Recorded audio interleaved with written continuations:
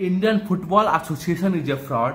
Indian football fans are fraud, and the people who are supporting the Indian football are the most fraud person in the whole world. भाई साहब उनको ही चूतिया बनाया जा रहा है और तुम लोग चूतिया बन रहे हो। भाई साहब ऐसा एक स्पोर्ट मिनिस्टर था हमारा जो क्या कि ये बोलता था कि 10 साल में ऐसा प्रोजेक्ट लॉन्च होगा कि हम लोग फीफा रैंकिंग के टॉप 50 में पहुंच जाएंगे। भाई साहब टॉप 50 में पेरेग्वे कोस्टारिका जैसे टीमें हैं जो कि टॉप 50 से 60 में बैठी है, जो कि साउथ अमेरिकन फुटबॉल को फाड़ सकते हैं, जो वाली टीम। और एक जगह है इंडिया जो कि 130वें स्थान पे है और जॉर्जिया जैसी टीम 70 के आसपास है। और हम लोग ये सोचते हैं कि हम लोग 10 साल में टॉप 50 पहुंच जाएंगे। मीन्स हम लोग लिटरली टॉप लेवल के फुटबॉलर्स को प्रोड्यूस कर देंगे 10 साल के अंदर। वैसा वैसा नहीं होता। वैसा 5 का आज मैं बताता हूं जिसके वजह से आज हमारा फुटबॉल नर के गर्त में घुसता जा रहा है। पहला, international footballer inclusion in the ISL।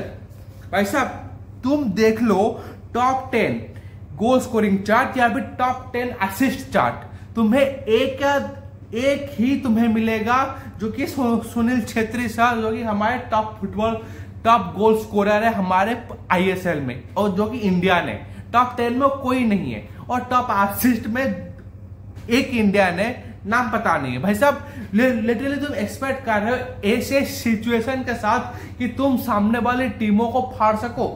ऐसा नहीं होता भाई साहब तुम्हारे एशिया में पिछले 10-12 सालों से हमारा लिटरली एशिया कप में परफॉर्मेंस 0 है। 2011 के बाद हम लोगों ने, जब से मेसी आके गए हैं 2011 वर्ल्ड कप के बाद, उसके बाद से हमने आज तक एक भी एशिया कप भी नहीं जीता है। हम लोग कहां किसी दलदल में घुसे थे पता भी नहीं चलेगा।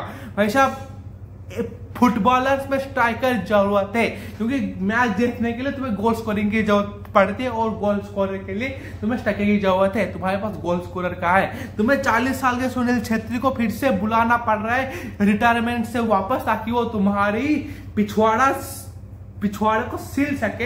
एशिया कप क्वालिफायर्स में तुम लोग क्वालिफाई कर जाओ, जो कि बांग्लादेश वाले मैच में 195 पोजीशन में जो बांग्लादेश की टीम है उस टीम से तुम ड्रॉ करके आ रहे हो अपने होम ग्राउंड में। भाई किस नर के गर्त में हो तुम्हें सोचने से भी डर लग जाएगा। अब बात करते हैं तुम्हारे नेक्स्ट पॉइंट की, money minded Indian footballing association. भाई साहब सारा पैसा ISL में घुसा दिया गया, जो कि कोई इशू नहीं है मुझे इससे। पर भाई साहब हमारे होम ग्रोन जो बच्चे हैं वो I League 1 I League 2 से निकलते हैं, उसके लिए पैसा कहाँ है? हमारे पास ब्रॉडकास्टिंग राइट्स तक नहीं है उसके लिए।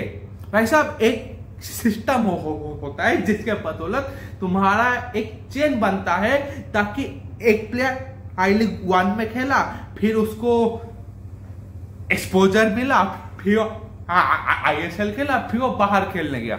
हमारा कहाँ है?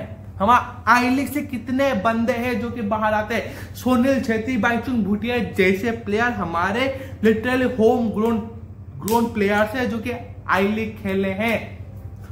उन्होंने बाहर जाके खेला है I League के बदौलत, उसको हम लोग अभी डेड रबर बना चुके हैं।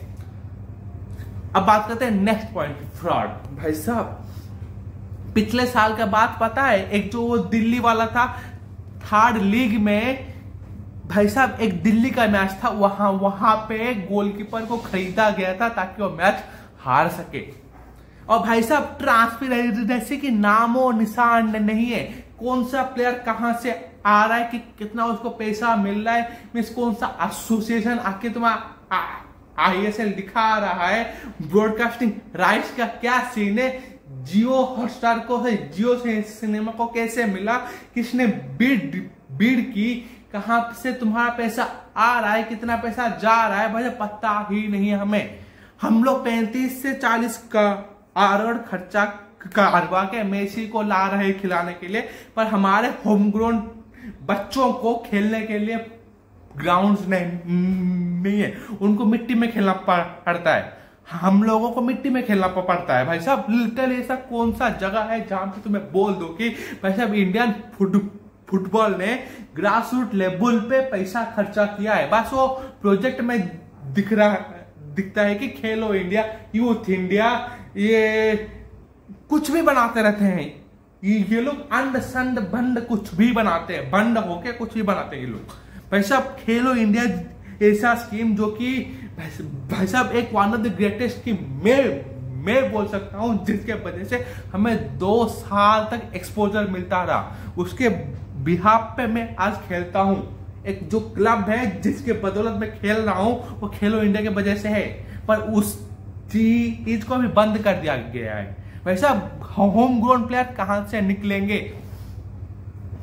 अब तीसरे पॉइंट में आते हैं हम लोग। हमारे ओल्ड गार्ड्स को, जो कि जिनको पता है प्लेयर्स कैसे बनाया जाता है, उनको हम लोग पीछे छोड़ रहे हैं। एक एग्जांपल देता हूं, उड़ीसा का ही, हम मेरे स्टेट का है। उड़ीसा का एक क्लब था इंडियन एरो बोल के, उस क्लब को बंद कर दिया गया। पहले उसका नाम था उत्कल वॉरियर्स बोल के। उत्कल वॉरियर जिनको पता है वो 1990-80 का वो क्लब था। पैसा ना होने के वजह से वो क्लब बंद हो गया। उत्कल वॉरियर्स था, फिर हुआ इंडियन एरो, उसके बाद वो क्लब बंद हो गया। भाई साहब ये हमारे स्टेट का सबसे बड़ा यूथ पुलिंग क्लब था, जहां पे किसी 25 साल से कम के प्लेयर्स को वक्त मिलता था खेलने के लिए। और वहां से जो प्लेयर बनते थे वो लोग फिर जाके वो खेलते थे हमारे उड़ीसा के टीम में। उड़ीसा एफसी नहीं, उड़ीसा के टीम में जो क्या आई लीग था। तब एक क्लब था जमशेदपुर, उसको अभी भी बेच बाच के खत्म कर दिया उसको। जमशेदपुर का जो पुराना टीम था वहां पे अभी वो बंद हो चुका है। अभी एक जमशेदपुर एफसी बोल के टीम चल रहा है वहां पे। अब बात अब सबको पता होगा सेलगांवकर एफसी, गोवा का one of the oldest club है। वो 1900 से वो चलता था, वो अभी बंद हो गया, उसके पास पैसा नहीं है। कैन यू इमेजिन कि एक कंट्री में फुटबॉल को बढ़ाया जा रहा है जहां पे मेसी और भाई साहब रियल मैड्रिड, बार्सिलोना के टीम्स, यो क्लब जहां पे के खिलाते हैं अपने बंदों को, जहां से बंदों को ग्रो किया जाता है, वहां पे हमें ऐसे ओल्डीज को हमें जाते हुए देखना पड़ता है जिनको हमें और ग्रो करना चाहिए था। अब बात करते हैं आखिरी पॉइंट की, द प्लेयर फकिंग माइंडसेट। भाई साहब अगर प्लेयर्स की तुम भूख मार दोगे तो कहां से होगा? भाई साहब यहाँ पे प्लेयर्स को ISL में 50 लाख मिल जाता है। अगर कोई प्लेयर एक क्लब में घुसता है ना तो उसे 20 से 50 लाख का मिल जाता है। और इतू सा भी अगर अच्छा खेल ले तो 1 करोड़ का पैकेज तो पक्का ही होता है। भाई साहब अगर तुम अपने प्लेयर्स को ऐसे स्पॉइल करते रहोगे तो फिर उनका भूख कहाँ होगी? भाई साहब उनका भूख नहीं होगी तो फिर वो आगे बढ़ेंगे कैसे? तो फिर बाहर जाके खेलेंगे क्यों? भाई साहब अगर हमें प्लेयर्स को एक बनाना है ना कुछ, तो फिर उनको बाहर खेलने के लिए भेजना पड़ेगा। भाई साहब अफ्रीका हुआ, जापान हुआ, ऑस्ट्रेलिया हुआ, यहाँ भेजना पड़ेगा। यहाँ पे हमारे कोई प्लेयर्स नहीं खेलते क्योंकि यहाँ उनको सफिशिएंट पैसा मिल जा रहा है। They are in a comfortable zone and they are in a big bubble, जहां पे उन्हें लिटरली कुछ करना नहीं पड़ता है। अगर ऐसा ही चलता रहा ना, हम लोग पिछले अगले 90-100 सालों में भी हम लोग कहीं से कहीं नहीं होंगे। मैं बार बार आके यही बात बोलता हूँ हर साल, हमारे प्लेयर्स को बाहर भेजो। अगर तुम बाहर में नहीं भेजोगे तो फिर तुमसे बड़ा चिरांड बच्चा कोई नहीं होगा जो कि सपना देखता है कि 50वें फीफा के टॉप 50 में घुसना है पर कुछ करना नहीं है। पसंद आया तो सब्सक्राइब करो।